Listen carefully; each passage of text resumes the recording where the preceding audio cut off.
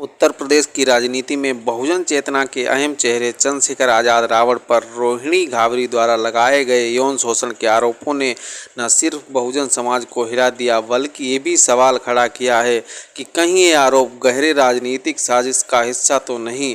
एक तरफ चंद्रशेखर आज़ाद पूरे प्रदेश में प्रबुद्ध वर्ग के बीच जाकर के 2027 की चुनावी जमीन तैयार कर रहे हैं, तो वहीं दूसरी ओर हर दिन रोहिणी घावरी सोशल मीडिया पर कभी चैट, कभी तस्वीरें, कभी महिला आयोग में शिकायत दर्ज कराकर इस पूरे मामले को गंभीर मोड़ पर लेकर जा रही हैं। लेकिन सवाल ये भी है कि जब वो खुद स्वीकार करती हैं कि वो एक संबंध में थीं, फिर अब मर्जी के खिलाफ संबंध की बात किस आधार पर अब वो कर रही हैं। सवाल है कि क्या ये आरोप अचानक आए हैं। लोग कह रहे हैं कि ये सुनियोजित ढंग से चुनावी वर्ग से पहले जानबूझकर लाए गए हैं। समर्थकों का ये दावा है कि क्या बहुजन नेता को नीचा दिखाने के लिए रोकने और तोड़ने की सोची समझी चाल है।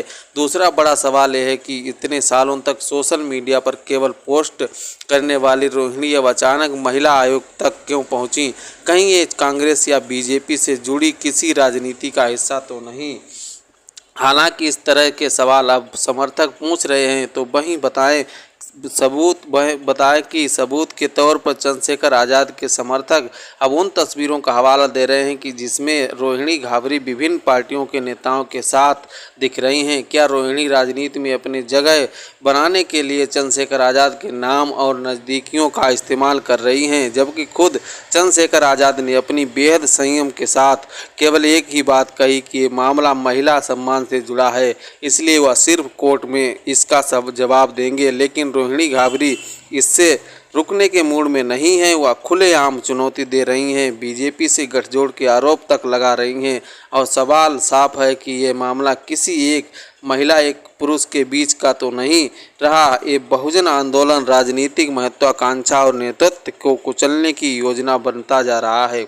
इस बीच क्या एक बहुजन नेताओं को रास्ते में हटाने की कोशिश या एक महिला की सचमुच की लड़ाई है। जवाब अब जनता और अदालत दोनों से आने फिलहाल बाकी हैं। इसके लिए देखना होगा कि अब चंद्रशेखर आज़ाद की छवि को सचमुच खराब करने की कोशिश की जा रही है, क्या एक चाल है कि जिससे वह 2027 का चुनाव हार जाएं।